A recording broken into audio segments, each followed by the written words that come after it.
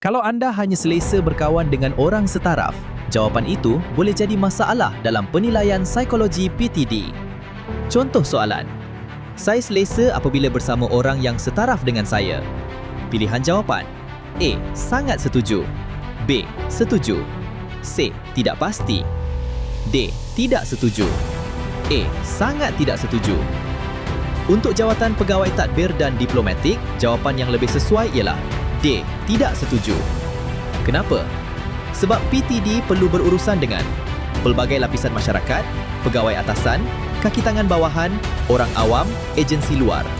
Kalau calon hanya selesa dengan orang setaraf, panel boleh nampak kurang fleksibel, cenderung memilih kelompok kurang keterbukaan sosial, sukar menyesuaikan diri.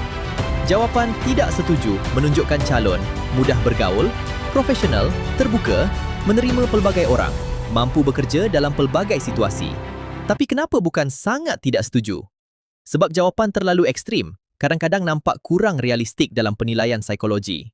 Soalan ni sebenarnya menguji kemahiran interpersonal, toleransi, keterbukaan sosial, profesionalisme, kemampuan menyesuaikan diri. Ramai calon gagal sebab jawab terlalu ekstrim atau tidak faham karakter sebenar yang dicari panel. Oleh kerana bentuk soalan penilaian psikologi pegawai tadbir dan diplomatik adalah sama dengan soalan ujian psikometrik, calon boleh dapatkan koleksi soalan ujian psikometrik tahun lepas-lepas sebagai rujukan dan latihan dengan klik beg kuning di bawah.